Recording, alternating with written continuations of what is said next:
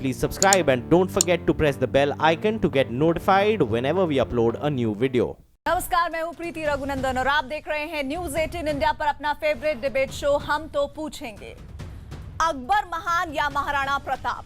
लंबे समय से जारी इस बहस को एक बार फिर यूपी के मुख्यमंत्री योगी आदित्यनाथ ने हवा दे दी है। महाराणा प्रताप जयंती के मौके पर अकबर को विधर्मी और आक्रांता बताने के साथ ही योगी ने उन्हें महान मानने से इनकार कर दिया।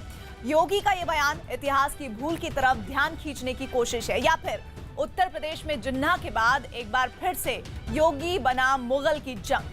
गोरखपुर, फूलपुर और कैराना उपचुनाव के नतीजों के बाद क्या ये योगी का नया दांव है? बीजेपी विरोधियों का दावा है कि योगी इस तरह के बयानों के जरिए सांप्रदायिक आधार पर ध्रुवीकरण की कोशिश कर रहे हैं, लेकिन योगी समर्थकों की दलील ये है कि आखिर अकबर द ग्रेट की तरह किताबों में महाराणा द ग्रेट क्यों नहीं पढ़ाया जाता? क्या महाराणा की महानता पर इतिहासकारों को शक है? क्या जानबूझकर महाराणा को मुगल बादशाह से कमतर आंकने की कोशिश की गई? कई सवाल ऐसे हैं जो आज हम तो पूछेंगे। क्या सियासी फायदे के लिए महाराणा प्रताप और अकबर विवाद को तूल दिया जा रहा है? क्या इतिहासकारों ने सत्ता के इशारे पर महाराणा प्रताप को कमतर आंका? और क्या अकबर और महाराणा प्रताप की लड़ाई हिंदू मुसलमान का संघर्ष था? जिन्ना के बाद अकबर का जिन्न, और इन सवालों पर बड़े पैनल से करेंगे बड़ी चर्चा, लेकिन पहले नजर पूरे घटनाक्रम पर।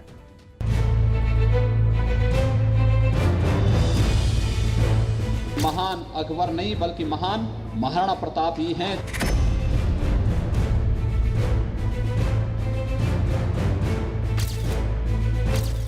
लेकिन महाराणा प्रताप ने एक स्वर में कह दिया था कि मैं अकबर को बादशाह नहीं मान सकता, क्योंकि वह तुर्क है और वह वही रहेगा। वह मित्रता की आड़ में हमारे सम्मान के साथ, हमारे स्वाभिमान के साथ खिलवाड़ करेगा। जैसे जैसे 2019 लोकसभा चुनावों की आहट तेज हो रही है, तमाम सियासी दल कामयाबी का फार्मूला तलाशने में लग गए हैं। जिन्ना पर मनमाफिक नतीजा नहीं मिलने के बाद अब बीजेपी की तरफ से योगी ने महाराणा कार्ड चला है। हमारे अंदर कुछ भी स्वाभिमान है तो हम एक विदेशी को, एक विधर्मी को अपना बादशाह स्वीकार नहीं कर सकते और अंतिम दम तक अपनी इन बातों पर महाराणा प्रताप अडिग रहे। महाराणा प्रताप की जयंती के बहाने योगी के इस तेवर पर हम तो पूछेंगे में बड़ी बहस। जिन्ना के बाद अकबर का जिन्न। हल्दी घाटी के युद्ध में कौन जीता कौन हारा यह महत्वपूर्ण नहीं, महत्वपूर्ण है अपनी सेना के साथ उस समय की सबसे बड़ी ताकत के सामने जूझते हुए महाराणा प्रताप ने जिस शौर्य और पराक्रम का परिचय दिया था, इतिहास में इस प्रकार का उदाहरण मिलना बिरला है। आप जो है इस तरीके की लामबंदी करना चाहते हो, जो सबसे बुरी गंदी वोट बैंक राजनीति हो रही है कि हिंदुत्व, कम्युनल यानी सांप्रदायिक हिंदुत्व वोट बैंक को मजबूत करने के लिए ये सब चीजों को छेड़ा जाता है। कैराना उपचुनाव के वक्त जिन्ना का मुद्दा सामने आया था, लेकिन तमाम गोलबंदी के बावजूद बीजेपी को वहां मुंह की खानी पड़ी। 2014 से लेकर गुजरात और कर्नाटक चुनाव तक बीजेपी ने विकास का नारा दिया, लेकिन सबका साथ सबका विकास का नारा बीजेपी के लिए वैसा असर नहीं दिखा पाया जिसकी उम्मीद रही होगी। क्या योगी अब बीजेपी की जीत का नया फार्मूला तलाशने की कोशिश कर रहे हैं? महाराणा प्रताप आखिर हल्दी घाटी के युद्ध के बाद अनवरत कई वर्षों तक अरावली की पहाड़ियों में इस युद्ध को लड़ते रहे। किसके दम पर और किसके बल पर? कौन थे महाराणा प्रताप के साथी? वहां के भील थे, वहां के मीणा थे, वहां के वे जातियां जिन्हें आज आप दलित कहते हैं, जिन्हें आज पिछड़ा कहते हैं, जिन्हें आप वनवासी कहते हैं। योगी विरोधियों को महाराणा प्रताप को महान कहने पर ऐतराज नहीं, लेकिन द ग्रेट अकबर को खलनायक की तरह परोसे जाने पर उन्हें ऐतराज है। मतलब ये कौन सी मानसिकता है कि आप ये नहीं कह सकते कि इस देश ने, इस भूमि ने बहुत से बड़े बहुत बड़े हमारे सामने नेता दिए हैं, जिनमें महाराणा प्रताप भी थे और अकबर भी थे। पर आपका ऐसा न कहना एक सोच का परिचायक है, वो सोच गलत है। इस पूरे मामले में दो पक्ष साफ साफ बन गए हैं। जी ने सही कहा है, महाराणा प्रताप हमारे पूज्य हैं और देश के लिए उन्होंने बलिदान दिया है, तो अकबर को कैसे मान लेंगे हम। माननीय मुख्यमंत्री जी का बयान बिल्कुल सही है, अकबर हमारे लिए मान कैसे हो सकता भाई। मान सिंह उनका भाई जो था, उन्होंने कहा आप मेल कर लीजिए, उन्होंने कहा हम स्वाधीनता स्वीकार नहीं करेंगे। और जंगल में घास, अंत में वो घास की रोटी बनाने के बाद जब बिल्ली ले गई तो निराशा हुई कि अब इस तरह से जीना, तो उन्होंने अंत में उन्होंने कहा चाहे प्राण बलि डाल जाए लेकिन मैं किसी विधर्मी की स्वाधीनता स्वीकार नहीं करता हूँ। अपने धर्म के गीताम का स्वधर्मम, अपने धर्म के लिए मरना भी बहुत अच्छा है। इसलिए हम तो पूछेंगे कि क्या महाराणा प्रताप को अकबर से महान बताकर योगी इतिहास का सांप्रदायिकरण कर रहे हैं? और अब सुनिए आज का सबसे बड़ा सवाल। हमारा सवाल है कि क्या महाराणा प्रताप को अकबर से महान बताकर योगी इतिहास का सांप्रदायिकरण कर रहे हैं? अगर आपका जवाब हाँ है तो HTP_Y लिखें। अगर आपका जवाब नहीं है तो HTP_N लिखें। आप अपनी राय 51818 पर भेजें। ट्विटर पर आप अपनी राय #HTP और #योगी के महाराणा के जरिए दे सकते हैं। बड़ी चर्चा के लिए हमारे साथ खास मेहमान जुड़ रहे हैं। घनश्याम तिवारी समाजवादी पार्टी से जुड़ रहे हैं, कपिल कुमार है इतिहासकार, अजय गौतम हमारे साथ होंगे, संस्थापक हैं हम हिंदू के, असद खान फलाही जुड़ रहे हैं, मुस्लिम स्कॉलर हैं, साथ ही संबित पात्रा हैं प्रवक्ता बीजेपी के, तस्लीम रहमानी अध्यक्ष हैं मुस्लिम पॉलिटिकल काउंसिल ऑफ इंडिया के। शुरुआत संबित और घनश्याम मैं आपसे करूंगी। दोनों को शुरुआत में 40-40 सेकंड दूंगी और दोनों को अपने पक्ष रखने की इजाजत दूंगी। उसके बाद बाकी लोगों के लिए मैं डिबेट ओपन करूंगी। संबित, महाराणा प्रताप अकबर से ज्यादा महान कैसे हैं, इसे बताइए। देखिए, पहली बात तो है, मुझे इस बात पे आपत्ति है कि योगी आदित्यनाथ जी ने जो कहा है वो कम्युनल है। बिल्कुल कम्युनल नहीं है। उन्होंने एक कॉन्टेक्स्ट में कहा है। गुरुवार को महाराणा प्रताप जी का जन्म जयंती था। जन्म जयंती के अवसर पर जब वो भाषण कर रहे थे तो उन्होंने एक कॉन्टेक्स्ट में कहा कि जिस प्रकार से स्वदेश के लिए, अपने देश के लिए महाराणा प्रताप लगातार लड़ते रहे। हल्दी घाटी में कौन हारा कौन जीता ये महत्वपूर्ण नहीं है, मगर अरावलीज के रेंजेस में जिस प्रकार अपने को बलिदान देते हुए वो लड़ते रहे, अब स्वाभाविक रूप से वो महान थे। और जहां तक अकबर का सवाल है, मैं अकबर महान है या नहीं है इसके डिबेट में जाना नहीं चाहता हूं। मैं इतना जरूर बोलना चाहता हूं कि मुगल एम्पायर को अभी चंद दिनों पहले एक भाषण में खुद पूर्व राष्ट्रपति जी ने इन्वेडर कहा है। घनश्याम, अकबर से ज्यादा महान महाराणा प्रताप थे। अगर आप इस बात से इत्तेफाक नहीं रखते हैं तो क्यों, और अकबर कैसे महान है ये भी बताइए। देखिए, अकबर हो या महाराणा प्रताप हो, ये दोनों ही हमारे इतिहास का हिस्सा हैं और ये दोनों का आज के भारत के भविष्य को बनाने में, निर्माण करने में योगी जी किसी भी तरीके से इस्तेमाल नहीं कर सकते।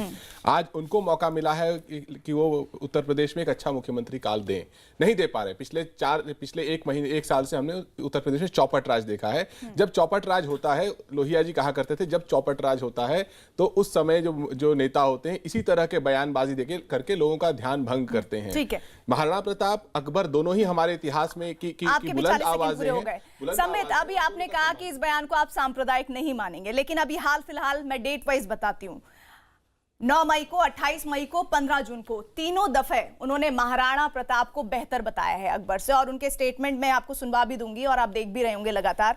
क्या ऐसा नहीं माना जाए कि हिंदुओं को एकजुट करने के पीछे योगी ने यह बयान दिया है? गलत। आप इसको हिंदू मुसलमान एंगल से क्यों देखते हैं? मैं इसको इन्वेडर वर्सेस देशवासी के हिसाब से देखता हूं। जैसे अंग्रेज इन्वेडर्स थे, ठीक उसी प्रकार से मुगल शासक भी इस देश में इन्वेडर थे। खुद अभी मनमोहन सिंह, माफ कीजिएगा, खुद अभी प्रणब मुखर्जी जी ने एक भाषण में पूरे हिंदुस्तान के इतिहास को संकलित करते हुए जब संघ के कार्यकर्ताओं को वो भाषण दे रहे थे तो उन्होंने स्पष्टता से कहा दे वर इन्वेडर्स। वो इन्वेडर्स थे, यही बचपन से में पढ़ाया गया। ये हिंदू मुस्लिम का विषय नहीं है। इन्वेडर्स के खिलाफ सर उठा के लड़ने की क्षमता किन राजाओं में थी? मेवाड़ के राजा थे महाराणा प्रताप, उस समय बाकी राजाओं ने सरेंडर कर दिया, मगर महाराणा प्रताप ने एक बहुत बड़ा संदेश भेजा।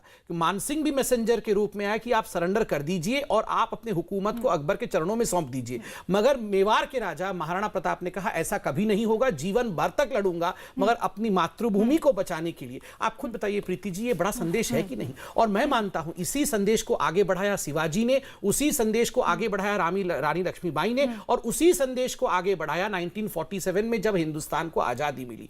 आजादी की बीज थी ये, तो इसमें बुराई क्या है? तस्लीमा रहमानी, मैं आपको यहां पर जोड़ना चाहूंगी। तस्लीम जी, क्या आप भी मानते हैं कि हिंदुओं को जोड़ने के चश्मे से योगी आदित्यनाथ के इस स्टेटमेंट को नहीं देखा जाना चाहिए, जैसा संबित कह रहे हैं?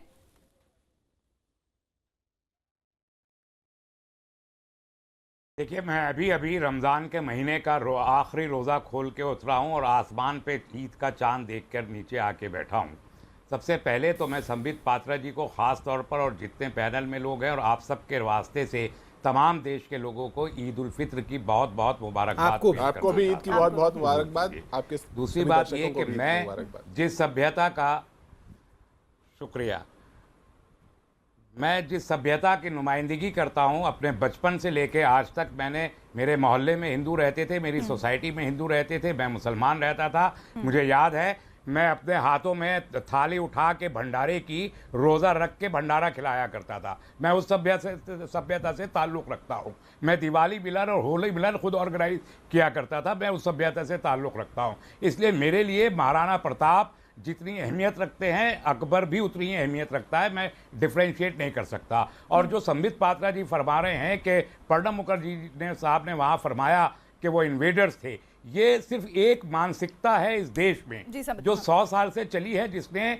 700 साल इस देश पे रूल करने वाले लोगों को इन्वेडर कहा। और वही प्रणब मुखर्जी साहब ने कहा, और जिस वक्त वो ये बात कह रहे थे आरएसएस के इजलास में खड़े होके, उसी वक्त मैंने ट्वीट किया था कि प्रणब मुखर्जी साहब बिल्कुल गलत कह रहे हैं, अकबर इन्वेडर नहीं था। और पूरी की पूरी मुगल तारीख और उसके बाद मुस्लिम शासन जो 700 साल मुझे जवाब देने की प्रीति जी ने कहा है, पूरी दुनिया मुझे लगता है कि अब मुझे मौका देना चाहिए की तारीख में। एक सेकंड, एंकर ने मुझे बोलने के लिए कहा है। तस्लीम जी, रहमानी तस्लीम रहमानी रिएक्ट करना चाह रहे हैं संबित आपकी बात पर। संबित देखिए, इसमें आ रहे हैं सर, आ रहे हैं। असद खान आ रही हूँ मैं। देखिए प्रीति जी, जब हम बचपन में थे, और मुझे लगता है आप भी एक युवा एंकर हैं, जब आपने पढ़ा होगा तो आपको कहा गया होगा कि 1000 वर्ष की गुलामी की दास्तां भारतवर्ष की है। 1000 वर्ष की अगर गुलामी की दास्तां भारतवर्ष की है, और आप अगर दोस्त, सर मैं आपके बीच में नहीं, मैंने जो पढ़ा है, मैंने 1000 वर्ष की गुलामी सर, मैं आपको समय मुझे कंप्लीट करने दीजिए। ये सब लोग ये कहा कि सहिष्णुता है, कहा कि सहिष्णुता है, इतिहासकार है घनश्याम, एक मिनट ये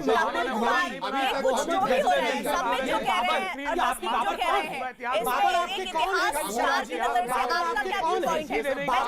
कौन है?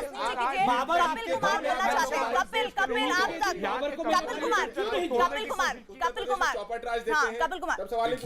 योगी आदित्यनाथ कौन है? आप त्रिपुरा में घनश्याम, कपिल कुमार को जो सुन लेते हैं ना, इतिहासकार हैं, सुन लेते हैं, इतनी तो गरिमा रखनी चाहिए। ऐसा है, आखिरी बात क्या कह रहे, बोले दीजिए इतिहासकार को ना, सहिष्णुता दिखाइए। बाबर बोल रहे हैं, बाबर हमारे देश के कोई फायदा नहीं है। तिवारी जी कह रहे हैं कि बाबर महाराणा प्रताप से महान था, ये कह रहे हैं। ये कोई ज्ञान नहीं है। बताइए, ये बाबर को ज्यादा महान बताने में लगे हुए। ये तो झूठ का, आप बताइए फिर, आप बताइए बाबर आपका क्या था? आपने कहा कि बाबर, आप बोल रहे हैं कि बाबर आक्रांता नहीं था। मैं आपसे सवाल पूछ रहा हूं, बाबर आक्रांता था या नहीं था, ये बता दीजिए। बाबर आक्रांता था या नहीं था? आज जब मैंने कहा कि आक्रांता था, इन्होंने कहा आक्रांता नहीं था। मैं आक्रांता थे या नहीं? मैंने कहा 1000 वर्षों की गुलामी इंडिया की थी। तो घनश्याम तिवारी जी ने कहा ये आरएसएस की प्रोपेगेंडा, ये झूठा है। मैंने सवाल पूछा कि बाबर मैं आपसे रिक्वेस्ट, एक सवाल पूछ लीजिए, बाबर आक्रांता था या नहीं? कुमार के पास बाबर वाज एन इन्वेडर और नॉट? ये महानता की जो प्रतियोगिता चल रही है, क्या वाकई में उस दौर में भी ऐसी महानता की प्रतियोगिता थी जिस चश्मे से आज हम इसको परिभाषित कर रहे हैं? कपिल कुमार, देखिए, दिक्कत ये हो गई है कि हमारे इतिहास को राजनीति में लिप्त करके और सिर्फ राजनीतिक दृष्टि से देखा जा रहा है, ऐतिहासिक दृष्टि से नहीं देखा जा रहा। ये श्रीमान जी जो अभी कह रहे हैं कि इन्वेडर नहीं थे, बाबरनामा को पढ़ लें, अकबरनामा को पढ़ लें, उससे पहले की जितनी सल्तनत पीरियड की किताबें हैं उनको पढ़ लें। वो तो मैंने नहीं लिखी हैं, वो किसी और ने नहीं लिखी हैं, खुद ये जो आए थे इन्होंने लिखी हैं, इनके साथियों ने लिखी हैं। अगर कोई व्यक्ति दूसरे देश से आके एक दूसरे देश के ऊपर कब्जा करता है और फिर वहां पे अगर 800 साल राज करता है, तो ये कहना कि अगर वो इन्वेडर नहीं था मुसलमानों के तो गुलाम क्या? रहे हैं। देखिए साहब, बीच में मत बोलिए। मैं बीच में, देखिए मैं बीच में आपके नहीं बोला हूं और मैं पॉलिटिशियन की बकवास नहीं सुनूंगा। 800 साल गुलाम रहेंगे। मैं पॉलिटिशियन की बकवास नहीं सुनूंगा। मुझसे हिस्ट्री और एविडेंस की बात कीजिए। अगर आप पे ऐतिहासिक साक्ष्य है तो मुझसे बात कीजिए। कहिए मैं गलत कह रहा हूं, कहिए बाबरनामा में जो लिखा है वो गलत है। कहिए कि आप 800 साल आपने आप श्रीमान जी ये कहिए कि बाबरनामा में जो लिखा है गलत है। शिकार है। आप ये कहिए, हमने देखा है आप इस मानसिकता के शिकार हैं और मैं और उदाहरण देता हूं, मुझे गलत साबित कीजिए। आप लोग सिर्फ राजनीति करना जानते हैं देश की जनता को, और यही वजह है कि आज देश में सांप्रदायिकता खड़ी हो रही है, क्योंकि आप सच्चाई को छुपा के सोसाइटी को डिवाइड करना चाहते हैं। आप हमेशा सिर्फ वोट बैंक के हिसाब से देखते हैं। हिंदुस्तान के मुसलमान का आपने सत्यानाश कर दिया है, सिर्फ उसको वोट बैंक बता करके। आप भूल गए कि जिस मुसलमान ने देश के लिए कुर्बानी दी, आपको मौलाना आजाद याद नहीं आते, आपको अब्दुल गफ्फार खान याद नहीं आते, आपको शाहनवाज याद नहीं आते, आपको नेताजी बोस के सारे मुसलमान सिपाही याद नहीं आते। आप सिर्फ उठाते हैं बाबर और ये वाला मसला उठा करके, जिन्ना का मसला उठा करके। आपको गुलाम कह रहे हैं, आपको शर्मानी चाहिए। आप ही लोग उठाते हैं।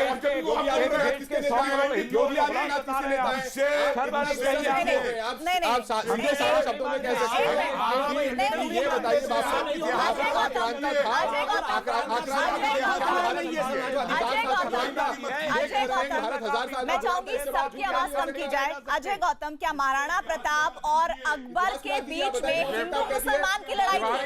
एक मिनट, अजय गौतम,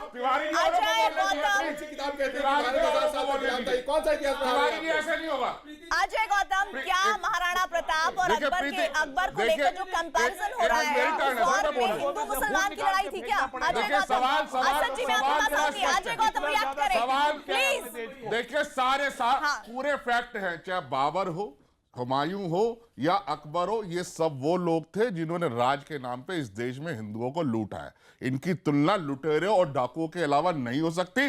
कौन राजा ऐसा होगा जो अपने देश में हिंदू होने का टैग हो, जो अपने देवी देवताओं की पूजा करने जाने का टैग हो, जो तीर्थ यात्रा में सुंदर हो। राजा की नजरों में सब समान होते हैं, राजा की नजरों में सब समान होते हैं, वो राजा नहीं चोर है। अजय गौतम, अकबर ने जजिया टैक्स हटाया था। अजय गौतम, कपिल कुमार जी भी यहाँ पर मौजूद हैं। अकबर ने जजिया टैक्स हटाया था। अब आप अपनी बात नहीं, जजिया नहीं, तीर्थ यात्रा हटाया था, जजिया लगा हुआ था। जजिया इन्होंने हिस्ट्री नहीं पढ़ी, इतिहास पढ़ा ही नहीं है। नहीं, इसने नहीं पढ़ा। औरंगजेब ने कौन से टैक्स लगाए थे बता दो ना। औरंगजेब ने क्या किया था? महाराणा प्रताप कौन सा मजहब की शुरुआत करी थी आपको पता है? ना दीन रहा ना इलाही रहा, ना दीन रहा ना इलाही रहा। ना अकबर ने जो कहा था ये दीन है इलाही, ना उसमें दीन था ना उसमें इलाही था। यही कारण है कि उसे ना वो इधर का रहा ना उधर का रहा। महाराणा प्रताप ने स्पष्ट कहा, मैं मुगलों की, मैं लुटेरों की, डाकुओं की पराधीनता स्वीकार नहीं करूंगा। उन्होंने कहा मेरी मातृभूमि श्रेष्ठ है, उन्होंने कहा मेरी मातृभूमि श्रेष्ठ है, मैं मुगलों की पराधीनता को स्वीकार नहीं करूंगा। बाबरनामा क्या पढ़ना, मुझे बता दीजिए। जो नागरिकों में आप बता दीजिए, वो जो इलाहाबाद, अल्लाहाबाद किसने रखा? प्रयागराज का नाम अल्लाहाबाद किसने रखा? आप बात कर रहे हो कि नहीं? नाम में प्रयागराज का नाम अल्लाहाबाद किसने रखा? सराय का आपने क्या नाम रखा? पराग तो बताइए ना। महाराणा प्रताप ने ये कहा कि मृत्यु ये महाराणा प्रताप हो, चाहे अकबर हो, चाहे बाबर हो, चाहे हुमायूं हो, चाहे शाहजहां, ये सब हिस्टोरियन है, हिंदुओं की शान है। बाबर की तुलना महाराणा प्रताप से कभी नहीं हो सकती। महाराणा प्रताप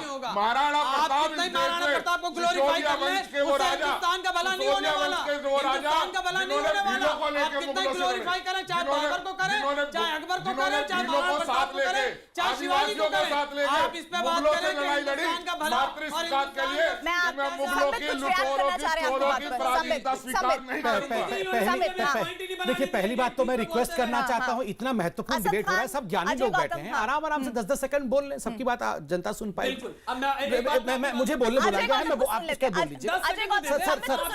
असद खान, आप दोनों बहुत देर से बोल रहे थे, समित कुछ कहना चाह रहे हैं। सर मैं बोल लूं, उसके बाद आप बोलिएगा, मैं किसी के बीच में नहीं बोलूंगा। सर मैं बोल लूं, फिर हम लड़ रहे हैं, आप बोल लीजिएगा उसके बाद। मैं बिल्कुल, देखिए ये इसको कंटेक्स्ट में देखिए, मैं बार बार कह रहा हूं, अकबर के समय भी कुछ विषय हुए होंगे जो अच्छे हुए होंगे, कुछ बुरे हुए होंगे, मगर इसमें कहने का मतलब क्या था? जब उन्होंने भाषण दिया, योगी आदित्यनाथ जी का स्ट्रेस इसी पर था कि अपने देश के लिए बलिदान देने का जो जज्बा महाराणा प्रताप में था, वो आगे चलकर जिस प्रकार स्वतंत्रता संग्राम बना, आगे चलकर एक संदेश बना, क्या इसमें किसी प्रकार की गलती है?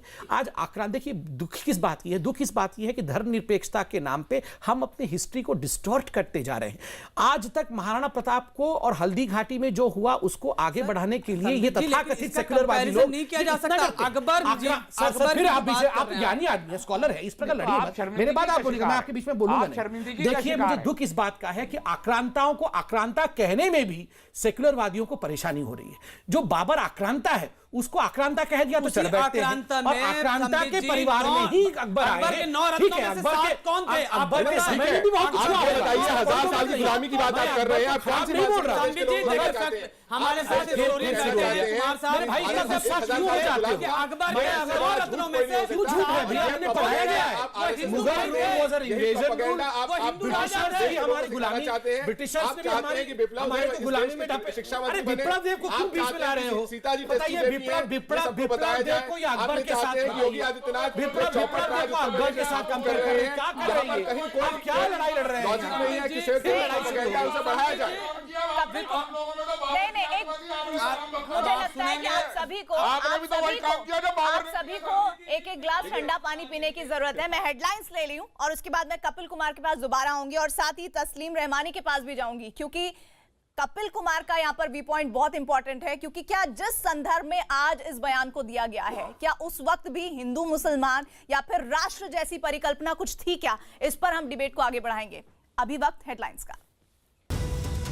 अगर आप पे ऐतिहासिक साक्ष्य है तो मुझसे बात कीजिए। कहिए मैं गलत कह रहा हूँ, कहिए बाबरनामा में जो लिखा है वो गलत है। कहिए कि आप 800 साल आपने आप श्रीमान जी ये कहिए कि बाबरनामा में जो लिखा है गलत है। कमतरी का शिकार है। आप ये कहिए, हमने देखा है आप इस मानसिकता के शिकार है और मैं और उदाहरण देता हूँ, मुझे गलत साबित कीजिए।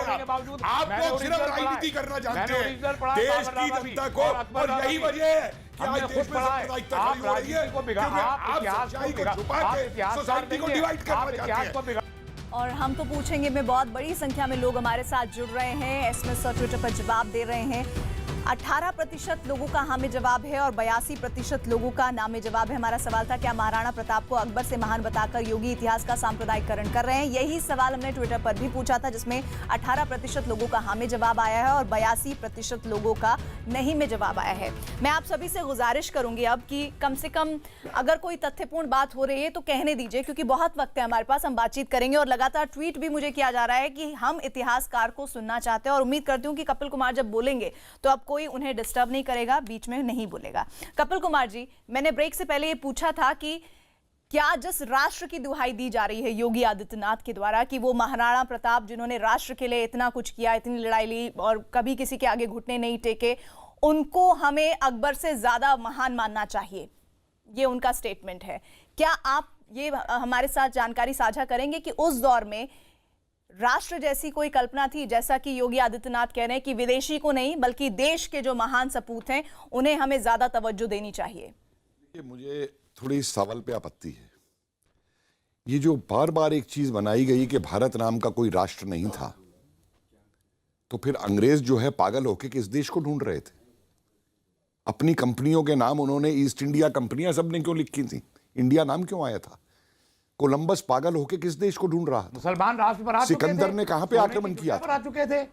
देखिए, बीच में मत बोलिए, आप बीच में बोलने हैं, थोड़ी तमीज रखिए और इतिहास के तथ्यों पे बात करिए। मुझे गलत बताइए, अपनी बात रखिए। तस्लीम जी, मैं मेरा तथ्य गलत बताइए। चिल्लाने से आप इतिहास नहीं लिख सकते। आपने एक सवाल उठाया, आप लोगों ने यही चिल्ला के जो इतिहास लिखवाया है ना, इस चिल्लाने का नतीजा यह है कि आज देश बट रहा है हिंदू और मुसलमान में। ये आप लोगों ने बांटा है हिंदू और मुसलमान में, आम जनता नहीं बांटती। 82% लोगों ने ट्विटर पे जवाब देके बता दिया कि देश की जनता क्या चाहती है। समाज को शर्मिंदा करना चाहते हैं। आप शर्मिंदा होइए पहले जा करके। आप मुझे जानते हैं कि मैं क्या हूं? आप मेरे बारे में जानते हैं? आप मेरे बारे में जानते हैं मैं क्या हूं जो बिना बात के बोले जा रहे हैं? पता है, तभी तो कह रहे हैं। आप मेरे बारे में जानते हैं? आपने मेरा लिखा हुआ पढ़ा है? कुछ पता चल रहा है? आपने मेरा लिखा हुआ कुछ पढ़ा है? 100 करोड़ लोगों को शर्मिंदा कर रहे हैं आप इस देश आप के। शर्मिंदा कर रहे हैं। आपका सुना जो सुना वो आप बात चाहते ही आपने नहीं कि बता दी बहस तो। इतिहास पे हो, आप चाहते हैं बहस पूरे राजनीति देश को पे हो, inferiority इसीलिए complex आप का बीच में शिकार दखल कर रहे देते हैं। यही तो रोना है आप लोगों खुद का तो हैं। कि आप इतिहास खुद को तो मिटाना हैं। चाहते आप हैं, पूरे देश इतिहास को- को आप समझना पूरे नहीं देश को चाहते inferiority हैं, complex इतिहास का पे शिकार जिक्र कर नहीं रहे हैं। करना चाहते हैं। आप लोग सिर्फ राजनीति करना चाहते हैं, आप लोग सिर्फ राजनीति करना चाहते हैं। आप मुझे बताइए कौन सा राज था, आप इतिहास से बताइए कौन सा राज था? आप बताइए कौन सा राज था, कौन सा राज था? यहाँ कौन सा पर राज था? आप मुझसे राष्ट्र पे लेक्चर चाहते हैं? सुनिए जी, 25 अलेक्जेंडर ने ग्रीक लिटरेचर के हिसाब से अलेक्जेंडर ने किस देश पे हमला किया था बताइए। आपके जितने विदेशी आए ना बाहर से, वेस्ट एशिया से, क्या नाम लेते हैं? वो मेवाड़ नहीं कहते, वो जोधपुर नहीं कहते, वो जौनपुर नहीं कहते, वो कहते हैं हम हिंदुस्तान फतेह करने आए हैं। जवाब दीजिए मेरी इस बात का। सारे बाबरनामा से लेके और उठा करके देख लीजिए जितने ग्रंथ आपको देखते हैं, सब जगह एक आई है, हम हिंदुस्तान फतेह करने आए हैं। हिंदुस्तान क्या था? हिंदुस्तान भारत नहीं था तो क्या था? हिंदुस्तान पाकिस्तान था उस समय।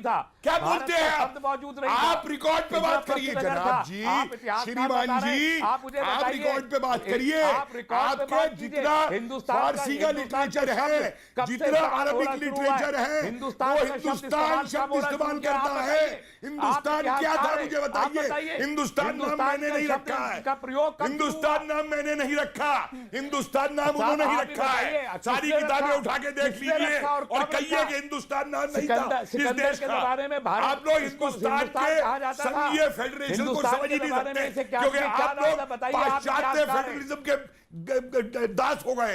कपिल कुमार, असद खान आपकी बात पर रिएक्ट करना चाह रहे हैं। हिंदुस्तान क्या था मुझे असद वो भी नहीं खान, असद खान, आप तो वो भी नहीं जानते। आप बताइए हिंदुस्तान था, लेकिन वो हिंदुस्तान एक नेशन स्टेट नहीं था, वो एक कंपोजिट कल्चर का नाम था। यहाँ पे कंपोजिट कल्चर थे, ये हिंदुस्तान कंट्री नहीं थे। यही अगर प्रूफ करने के लिए यहाँ बैठे एक सेकंड, इससे खराब और ये क्या हो हिस्टोरियन सकता है? बैठे ना, मैं वो हिस्टोरिकल फैक्ट नहीं है। We were a country, we were Gandhi ji जब अंग्रेजों के पास गए, we were a culture country together। ये एक राष्ट्र प्लीज 10 था। सेकंड दे दीजिए। राष्ट्र और देश में फर्क है आपका। ये इसकी वेरिफिकेशन कर देंगे जब गांधी जी अंग्रेजों के पास अरे कपिल जी ने राष्ट्र की बात की, देश की नहीं, राष्ट्र की बात की है। और राष्ट्र किसे कहते हैं पहले ये पता लगाइए। आपके पास अलग अलग भाषाएं हैं, यहाँ तो आपके पास अलग अलग कल्चर है, यहाँ तो आपके पास अलग अलग देखिए, ये आप 19th सेंचुरी की स्ट्रेटेजी की बात कर रहे हैं। सुन ली, अरे गांधी को छोड़िए यार, गांधी कहां से आ गया? अब आप ब्रिटिशर्स की बात आप ब्रिटिशर्स की बात पे आइए तो ब्रिटिशर्स ने अपनी कंपनी का नाम ईस्ट इंडिया कंपनी क्यों रखा था? East India company, India company क्यों रखा था? इंडिया कहां से आ गया? हिंदुस्तान के स्ट्रेटेजी को पढ़ लीजिए सर। 1857 से ईस्ट इंडिया कंपनी रूल कर रही थी। 1857 के बाद ब्रिटिश गवर्नमेंट ने साहब मेरी एक आप हिस्टोरियन है, एक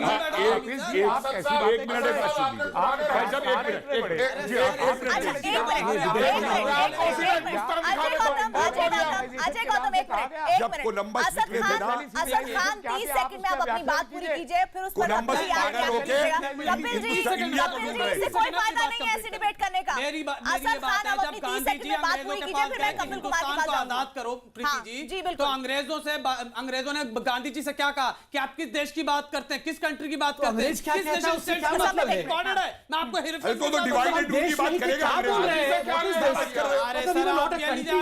आप बोल रहे कि हम एक देश ही नहीं थे। असद जी सुनिए, मैं बता रहा हूँ प्रॉब्लम क्या हो रही है, आप सुनिए, मैं आपको सुना।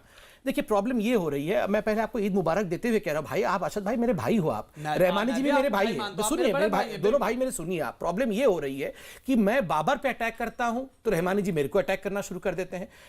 Please don't equate Babur with Rahmani ji और या असद भाई।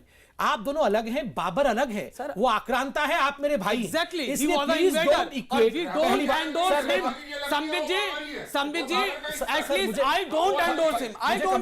मुझे महमूद गजनबी और एनीबॉडी। अच्छी बात इन्होंने कही कि ये बाबर को एंडोर्स नहीं करते हैं, तो तब से तो चीख चीख के हम यही कह रहे हैं कि बाबर आक्रांता था। और जो कंपैरिजन किया है योगी आदित्यनाथ जी ने एक कॉन्टेक्स्ट में किया है कि महाराणा प्रताप सिंह जी ने राष्ट्र की लड़ाई के लिए अगर उनको घास की रोटी भी खानी पड़ी, इतने वर्षों तक धैर्यपूर्वक इन्वेडर्स के खिलाफ लड़ते रहे। क्या ये संदेश महत्वपूर्ण नहीं है? इतने गुस्सा क्यों हो रहे हैं सब लोग? मैं कोई रहमानी जी को अटैक थोड़ी कर रहा हूं। 5000 सालों के इतिहास का निचोड़ निकाले तो ये कि वो इतिहास हम सबका है। उस इतिहास को बांटा नहीं जा सकता कि ये इतना इतिहास तुम्हारा है तुम ले लो, इतना इतिहास तुम्हारा है तुम ले लो। इसलिए तुम्हारा इस देश में अधिकार नहीं है, तुम्हारा इस देश में अधिकार है। इतिहास का ये नायक महान था और ये नायक महान नहीं था। एक शुरू हो गई है कि इतिहास के एक टुकड़े को लेकर के कुछ लोगों को महान बनाया जाता है, कुछ लोगों को नहीं महान बनाया जाता। अंग्रेजों वाले अंग्रेज हमेशा विलियन रहे कि नहीं? अंग्रेज ने इस देश को जितना लूटा किसी ने नहीं लूटा। घोड़ी ने तो लूटा, जब वो आए मोहम्मद गजनवी ने लूटा, विश्व के गजनवी ने भी लूटा, घोड़ी ने भी लूटा, मंदिर को तोड़ा, 14,000 मंदिरों को तोड़ दिया, वो इस देश में नहीं, घोड़ी ने नहीं लूटा। आपके हिसाब से घोड़ी ने नहीं लूटा। मोहम्मद ये बोल रहा है कि मोहम्मद घोड़ी ने नहीं लूटा, तो लुटेरा ही था। गजनवी क्या था? अरे वो तो लुटेरे थे, जो लुटेरे आए थे लूटने के लिए, वो बोल रहे हैं बर्बाद किया। और उन अंग्रेजों के साथ ये लोग खड़े थे, उन अंग्रेजों के साथ ये लोग खड़े थे। अंग्रेजों के साथ क्या बोल रहे हैं? आप गजनवी के साथ क्यों खड़े हैं ये बताइए? घोड़ी के साथ क्यों खड़े हैं? और ये बोल रहे हैं कि अंग्रेजों का सिस्टम बड़ा अच्छा था। घनश्याम जी सुन लीजिए, मैं एक लाइन बोलना चाहता हूं मैं, और उसके बाद कमेंट सुनूंगा। ठीक है, कपिल कुमार को बोलने दीजिएगा अजय गौतम, फिर मैं आपके पास सीधे आपके हल्दी घाटी की जिस समय लड़ाई हो रही 30 सेकंड में सर अपनी बात। हल्दी घाटी की जब लड़ाई हो रही थी तो मानसिंह सेनापति थे अकबर के, और उधर से राजपूत थे राणा प्रताप के। और जब इनमें लड़ाई चली और दोनों मरने लगे तो अकबर के साथ जो दूसरे सेनापति थे उन्होंने कहा अरे भाई हमारे लोग मर रहे हैं, मैं नाम नहीं ले रहा हूं जानबूझ के। तो तीसरे व्यक्ति जो साथ में थे उनका क्या कमेंट था, और ये मैं नहीं कह रहा हूं, सारी किताबों में कंटेम्प्रेरी चेक कर लीजिएगा जाके, उनका पता क्या जवाब था? अरे हमारे या तुम्हारे दोनों क्या है, जो मर रहे हैं, मर तो काफिर रहे हैं। ये मैं नहीं कह रहा हूं। ठीक है, ऑब्जेक्ट नहीं सर, ठीक है, मैं हिस्टोरियन हूं, मैं देखिए मैं हिस्टोरियन हूं, मुझे इरफान हबीब को चैलेंज करता हूं जो कहते कि मैं गलत कह रहा हूं। हिस्ट्री के अंदर इरफान हबीब तक चैलेंज करता हूं कि मुझे गलत बता दे कि मैं अभी संबित जी ने छत्रपति शिवाजी जी का नाम लिया, महाराणा प्रताप जी का नाम लिया, सभी की फौजें उठा के देख लें सर, और सबके सेनापति उठा के देख लें, इनमें आधे मुसलमान थे और आधे हिंदू थे। मान रहा हूं, मैंने कब मना किया इस बात को? लड़ाई धर्म की थी।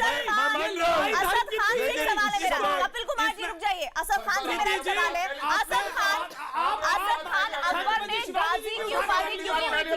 आधे मुसलमान थे और आधे हिंदू। असद खान गाजी की उपाधि क्यों ली हुई थी अकबर ने? असद खान ये तो है ही, इसकी हुकूमत चांदनी चौक की गलियों तक रह गई थी, उसको सब लोग बोल रहे हैं। असद खान, आप गाजी की उपाधि का मतलब समझते हैं? अकबर ने क्यों ले रखी थी ये उपाधि, जरा बताइए। किसने? गाजी क्यों कहलाते थे? गाजी इसलिए कहते हैं जो जंग से गया हो और जंग में मरा ना हो, वापस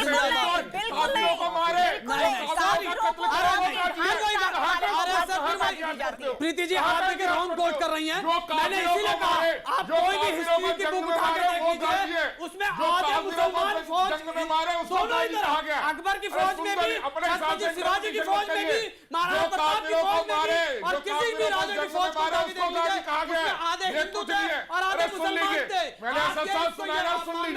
सुन लीजिए मोहम्मद साहब की। अच्छा आप कह रहे हो हिंदुस्तान अगर राष्ट्र नहीं था, मुझे बता दीजिए। अंग्रेज कह रहे हैं, मैं थोड़ी कह रहा हूं, मैं हिस्टोरियन कह रहा हूं, आप अपनी बात मेरे ऊपर कह रहे हैं, मैं हिस्टोरियन की बात सुन लीजिए ना, सुनने को क्यों नहीं तैयार है? मोहम्मद साहब की पहली बीवी की लड़की का नाम बता दीजिए क्या था? नहीं बताइए, कपिल जी सुना आपको, और सवाल सुन लिया आप औरों को भी। सुनिए मोहम्मद साहब की, नाम बताइए क्या था? नाम बताइए क्या था? मैं बताता हूँ उसका नाम था हिंद, और उन्होंने क्यों रखा था हिंद? क्योंकि हिंद की तरफ से ठंडी हवाएं आती थी, हिंदुस्तान को सुंदर मानते थे, इसलिए हिंदुस्तान था, हिंदुस्तान था जिसके लिए आप कह रहे हो कि हिंदुस्तान नाम की कोई चीज नहीं थी। तस्लीम रहमानी से पूछिए, जब बाबर की फोटो लगा के नीचे बैठते हैं, क्यों उस वक्त में हिंदुस्तान से इल्म की हवाओं को महसूस बताइए, इल्म की हवाओं को महसूस। अरे आप भी मान लीजिए बाबर हो या अकबर हो, ये सब लोग रहते हैं, इन्होंने जजिया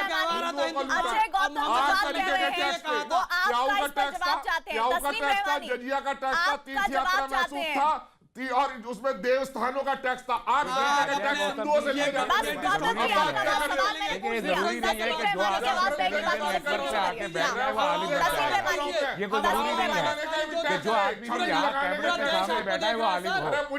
मुझे 15 साल तस्लीम रहमानी को सुन ले। आप ही ने अजय गौतम सवाल पूछा उनसे। तस्लीम रहमानी जिक्र कर रहे हैं, खुद उन्हीं का नाम क्या था? अजय गौतम जी, आपको इस्लाम और मुस्लिम इतिहास का शायद उतना मालूम नहीं है और शब्दावली को भी आप शायद उतना नहीं जानते हैं। मैं आपसे पूछना चाहता हूं कि पहली बीवी का नाम क्या था? प्रोफेट मोहम्मद सल्लल्लाहु अलैहि वसल्लम। शायद आपको मालूम हो या ना हो। एक बात, दूसरी बात, पहली शादी से जो बच्चे थे उसकी बड़ी लड़की का नाम क्या था? पुरानी डिक्शनरीज है, सारी पुरानी डिक्शनरीज उठा के देख लीजिए। हिंद का मैंने ये कहा, अगर हिंदुस्तान नाम की चीज नहीं थी तो मोहम्मद साहब की जो पहली वाइफ थी उनकी पहली शादी से जो बिटिया थी उसका नाम कैसा बताइए? एक बात आप कर लो, आप वसल्लम पे बात कर रहे हो या अरे मैं तो हिंदुस्तान के अस्तित्व पे बात कर रहा हूँ कि हिंदुस्तान का अस्तित्व सदियों से था, त्रेता से था, द्वापर से था और आज भी है, हजारों साल से। आप लोग आपके पास आऊंगी, घनश्याम आपके पास भी आऊंगी, लेकिन ब्रेक पर लेना है, यहाँ पर ब्रेक मुझे लेना है। इसमें ब्रेक पर जाने से पहले एक बहुत मोटी बात, फूलपुर, कैराना, गोरखपुर उपचुनाव के नतीजों के बाद खास तौर पर कैराना का जिक्र करना चाहूंगी, जब जिन्ना का जिन निकला था तो कहीं ऐसा तो नहीं है इस बार अकबर का जिन निकल गया। इसी से हम डिबेट को आगे बढ़ाएंगे ब्रेक के बाद। देखते रहिए, हम तो पूछेंगे।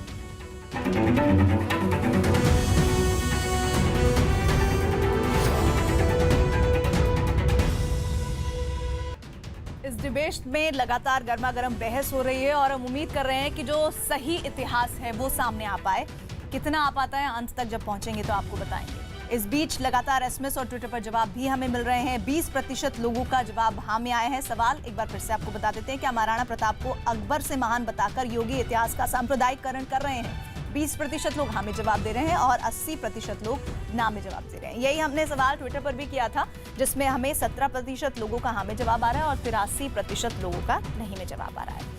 इतिहास लगातार हम सुन रहे थे, उसका विश्लेषण भी कर रहे थे घनश्याम तिवारी। कहीं ऐसा तो नहीं है गोरखपुर, फूलपुर और कैराना उपचुनाव के जो हार के नतीजे हैं, इस वजह से योगी बार बार अकबर की तुलना महाराणा से कर रहे हैं? बीते अगर मई जून की मैं बात करूं तो 3 दफे ऐसे अवसर आए हैं जब उन्होंने महाराणा को बहुत महान, बहुत बेहतर, बाकी जो शख्सियत रहे हैं उनसे बहुत बड़ा बताया है। देखिए, हमने सुना था विनाश काले विपरीत बुद्धि, अब है विनाश काले विप्लव बुद्धि। भारतीय जनता पार्टी में बहुत सारे लोग विप्लव बुद्धि के लोग हैं, जो लोग कूट पटांग बयान देते हैं, जिनका गवर्नेंस से कोई लेना देना नहीं है। आप ये बताइए, नया सेशन शुरू हो रहा है बच्चों का, आप स्कूलों में क्या करने जा रहे हैं? हमने स्कूलों में मेलन्यूट्रिशन से लड़ने का एक पूरा प्लान बनाया था, आप कहां पर खड़े हैं? अभी दोबारा गोरखपुर में हालात खराब होने वाले हैं, इनके स्वास्थ्य मंत्री ने कहा था अगस्त में बच्चे मरते हैं। आप ये बताइए कि अगस्त में जो होगा उससे आप निपटने के लिए कैसे खड़े हैं? आप ये बताइए कि आपके शिक्षा मंत्री, आपके कानून व्यवस्था की स्थिति क्या है? मुख्यमंत्री कार्यालय पे आरोप लगता है रिश्वतखोरी का, और जो व्यक्ति आरोप लगाता है गवर्नर की चिट्ठी के बाद उस व्यक्ति को पुलिस एक दिन में हिरासत में ले लेती है। पूरा उत्तर प्रदेश चौपट राज से झेल रहा है, जो जनता चीख चीख के कह रही है। जनता ने कैराना में कहा, जनता ने फूलपुर में कहा, गोरखपुर में कहा कि इस चौपट राज को हम बर्दाश्त नहीं कर सकते। रोजी रोटी रोजगार के आगे नफरत, जिन्ना और इस तरह की अकबर नफरत की राजनीति करते हैं। हम नहीं। देखिए, आज हम एक ऐतिहासिक विमर्श को आगे बढ़ाने का प्रयास कर रहे हैं, महाराणा प्रताप और अकबर। और जैसे मैंने कहा, इसको कंटेक्स्ट में देखने की आवश्यकता है, दोनों के अपने अपने कंट्रीब्यूशन है। यहाँ हिंदू मुस्लिम, प्लीज उस एंगल को हटा दीजिए, प्लीज हिस्टोरिक पर्सपेक्टिव में देखिए। मुझे एक बात बहुत बुरा लगा है आज इसके डिबेट में, सभी लोग ज्ञानी हैं और सबको मैं सम्मान करता हूं, जब ये बार बार कहा गया कि हिंदुस्तान नामक कोई शब्द नहीं था, that we were not a राष्ट्र। देखिए, राष्ट्र और देश में एक बहुत बड़ा फर्क होता है। गंगा को जब आप माँ कहती हैं तो वो राष्ट्र होता है, गंगा को जब आप नदी की तरह देखती हैं तो वो देश होता है। देश का बाउंड्री होता है, मगर राष्ट्र एक सोच होती है, और सदियों से भारतवर्ष एक सोच है। हप्ते हिंदू, 7 नदियों के इस पार, सर मैं कंप्लीट कर लूं प्लीज, 7 नदियों के इस पार जो भूमि है, जिस भूमि में इतने वर्षों से एक कल्चर रहता है और एक राष्ट्र का शकल लिया है, वो हिंदुस्तान है। अभी मैं सुन रहा था कि there was nothing called as Hindustan. दूसरी बात की दुख इस बात की होती है कि कुछ लोग अपने आप को बाबर और अकबर और हुमायूं और औरंगजेब के साथ ज्यादा कनेक्ट करते हैं, और कहीं ना कहीं अगर महाराणा प्रताप को हम आगे बढ़ाना चाहते तो उनको लगता है अरे ये हिंदुइज्म, मैं बता रहा हूं सुनिए, को खोदने की जरूरत ही क्या पड़ गई? इससे हिंदुस्तान का क्या भला होने वाला है? मुझे इस सवाल का जवाब, हिंदुस्तान का भला ये होता है कि आप ये बताते हैं। आपने सवाल पूछा, जवाब चाहिए आपको, मैं जवाब दे रहा हूं। मैं आपको एक पूरा सवाल तो कर दूं, मैं जवाब दे दूं, आप दूसरा कर दीजिएगा। आप ये कहते हैं कि 2019 में हमारा ये प्लान है, जवाब दे रहा हूं, हमारा ये प्लान है, जवाब आप हिस्ट्री को खोद रहे हैं सर, और उसको भी हिंदू आप सुनिए, में बांट रहे हैं। ठीक है, आपने सुनिए, आपने कहा कि ये कंपैरिजन करने की आवश्यकता क्या थी? जब महाराणा प्रताप के जन्म जयंती पर हल्दी घाटी के युद्ध के विषय में चिंता होती है, एक चर्चा होती है, नहीं होना चाहिए कि डेमोक्रेटिक कंट्री में हल्दी घाटी के युद्ध में कौन लड़ रहे थे? अकबर के लोग लड़ रहे थे और राणा प्रताप के लोग। आपने कहा इसको अगर राणा प्रताप और अकबर के लोग लड़ रहे थे तो चर्चा नहीं होना चाहिए। शांत होंगे तब बताऊंगा। महापुरुषों के नाम पर सियासत होनी चाहिए। बिल्कुल सियासत नहीं होनी चाहिए। हिस्ट्री देखिए, सॉरी टू से सियासत के मैदान से बोल रहे थे, वो पब्लिक रैली में कर रहे थे, बिल्कुल नहीं। आप ये किताब रिलीज कर रहे थे, आप ये ऐसे चिल्लाने लगे तो कैसे स्कॉलर होंगे बताइए? और महाराणा प्रताप बड़े और छोटा है, मैं मानता हूं। इतिहास को सत्ता के जरिए अलग तरीके से लिखने की भी कोशिश होती है। एक बार दोबारा बताइए क्या इतिहास को सत्ता के जरिए गलत तरीके से भी परिभाषित करने की कोशिश हुई है? देखिए, इतिहास को सत्ता की तरफ से बहुत सालों तक जो है गलत तरीके से परिभाषित। हाँ, ठीक है। और मैं आपको इतने उदाहरण इसके ऊपर दे सकता हूं, इतने उदाहरण इसके ऊपर आपको दे सकता हूं, एक के बाद एक बैठ करके विस्तार के साथ में, कि मैं आपको बता नहीं सकता। कल ही मैंने मंगवाया है उन दस्तावेजों को, जिन दस्तावेजों में सन 45-46 के अंदर भारत के अंदर जो chief of the British armed forces है, वो इंग्लैंड को चिट्ठी लिख के भेज रहा है। चर्चिल ने तो ये कह दिया था कि गांधी को भूख हड़ताल में बैठे हैं तो लेट हिम डाई। वो लिखता है कि आईएनए के रिवोल्ट के बाद से और उसके बाद जो नेवल रिवोल्ट हुआ है 46 का, भारतीय सेना के ऊपर हमारा कोई कंट्रोल नहीं है और 1857 की स्थिति पैदा होने वाली है। और अगर हमें भारत को अपने अधीन रखना है तो हमको दोबारा से एक कैंपेन उस तरीके का करना पड़ेगा। सुनिए इस सवाल में, जबकि हम कहते हैं कि सब देश को आजादी जो है वो बिना तीर तलवार दे दी। इस देश में 200 सालों तक इतिहास को गलत लिख करके अंग्रेज राज करते रहे। उन्होंने हमारे देश के इतिहास को गलत परिभाषित किया। हमारे देश में हिंदू मुस्लिम आज भी ऐसा कुछ हो रहा है आज हमें लगातार प्रयास करने चाहिए कि हम जो अंग्रेज छोड़ के गए हैं उस गलत इतिहास जो 200 साल अंग्रेज गलत इतिहास लिख के गए हैं, उसके ऊपर जो इतिहास की बाबर आक्रांता था कि उत्तर नहीं दिया, इसे हम ठीक कर सके, इसका लगातार सरकारों को प्रयास करना चाहिए। आज भी भारतीय जनता पार्टी सरकार है, केंद्र में सरकार है। आपसे बताइए, आपने हिस्ट्री के कितने प्रोफेसर्स को एनेबल किया है? कितनी किताबें आपने हिस्ट्री की मैं जवाब दे रहा हूं। व्हाट्सएप पर और टीवी पर बोलने से हिस्ट्री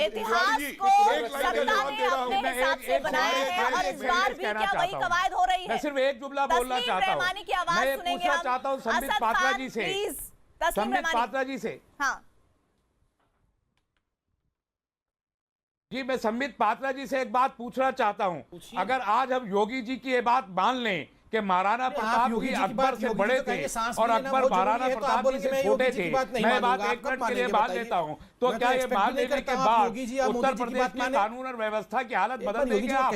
उत्तर प्रदेश की इकोनॉमिक सिचुएशन को, इलेक्ट्रिसिटी की सिचुएशन को, सड़क की सिचुएशन को, आज की परिस्थितियों को जहां पूरा यूपी क्रिमिनलाइज हुआ है और देश में जहां पर पूरा कत्ल और गारतगिरी सर, आपने थोड़ी देर पहले कहा there was nothing called Hindustan. आपको इसके लिए क्षमा मांगनी चाहिए रहमानी साहब। आज ईद का पावन दिन आ रहा है और आप उस समय रोजे से उठकर इस प्रकार की खराब भाषा कहते हैं। आप कहते हैं कि हिंदुस्तान कोई शब्द ही नहीं था, हिंदुस्तान कोई राष्ट्र ही नहीं था। आपको ऐसे शब्द नहीं कहने चाहिए थे। आप बाबर की समर्थन कर सकते हैं, आप हुमायूं के पक्ष में खड़े हो सकते हैं, मोहम्मद गजनवी और गोरी के पक्ष में खड़े हो सकते हैं, मगर ये कहते हैं कि हिंदुस्तान कुछ नहीं था। तो ये गोरी और गजनवी आक्रमण किस पे कर रहे थे? ये मुगल शासन करने किस देश पे आए थे? अंग्रेज किसको लूटने आए थे? अगर हिंदुस्तान कुछ था नहीं तो के लिए मैं तो अमन और शांति चाहता हूं पूरे देश में। संबित जी भी जो बात कर रहे हैं ना, सेम वही बात कर रहे हैं जो ब्रिटिशर्स ने चाल चली थी कि इनको हिंदू मुस्लिम के अंदर लड़ाओ। मैंने शुरू किया था कह के कि हिंदू मुस्लिम मत बांटो। संबित जी, मैं नहीं बोल रहा था, इन्वेडर्स वर्सेस देश के लोगों के साथ देखो, वो लोग इन्वेडर थे और महाराणा प्रताप देश का वासी था। Let me complete. आप जब बोल रहा था मैं नहीं बोल रहा था, जोड़ के बोल रहे थे, मैं नहीं बोल रहा था ना, बोल रहे थे बीच-बीच में। असद खान, तो ब्रिटिशर्स ने यही कोशिश करी अपने हिस्टोरियंस के जरिए भी, चाहे मैक्स मुलर की बुक की तरह आप मोहम्मद गोरी और प्लीज जवाब दे दे। Please let me complete my point. Was a invader और नॉट, इसका जवाब तो दे। संबित जी, उसी में सब कुछ आप बोलने नहीं दे रहे। देखिए, इन्होंने ये भी वही बात कर रहे हैं कि हिंदुस्तान को डिवाइड एंड रूल करते रहो। लॉर्ड मैक्लॉन ने ये बता दीजिए, गुरु तेग बहादुर को चिरवाने वाले कौन थे ये बताइए? गुरु तेग बहादुर पे, नहीं गुरु तेग बहादुर पे हमारे सिख गुरु कपिल कुमार से मैं क्लोजिंग रिमार्क चाहूंगी। अजय गौतम, असद खान, कपिल कुमार आपका क्लोजिंग रिमार्क। कपिल कुमार आपका क्लोजिंग रिमार्क। कपिल कुमार, अजय गौतम, कपिल कुमार का क्लोजिंग रिमार्क। अपना वेट तो कीजिए, अपने टाइम का तब अपना बता दीजिए वो कौन थे? आपने एक सवाल उठाया, एक आपका क्लोजिंग रिमार्क। 200 साल इतिहास जो लिखा गया और आज क्या हो रहा है। हमारे बड़े फैशनेबल इतिहासकार हैं आजकल, जिनको ऑक्सफोर्ड और कैम्ब्रिज में या कैलिफोर्निया में एक फेलोशिप चाहिए, और उस फेलोशिप को लेने के लिए उनसे आप जो मर्जी इतिहास लिखवा लीजिए, जिस तरीका का लिखवा लीजिए। छोटा सा एग्जाम्पल देता हूं।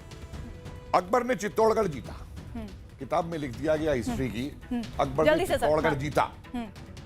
उसके बाद ये लिख दिया गया कि चित्तौड़गढ़ जीतने के बाद आके अकबर ने जो है अजमेर में दरगाह शरीफ के ऊपर इबादत की। ठीक है, ये उड़ा दिया गया। कपिल जी, मुझे आपको रोकना पड़ेगा। आप सभी का बहुत बहुत शुक्रिया हमारे साथ जुड़ने के लिए। और हम तो पूछेंगे मैं आज बस इतना ही। सीधे चलेंगे किशोर अजवाणी के पास 100 बात की एक बात के लिए।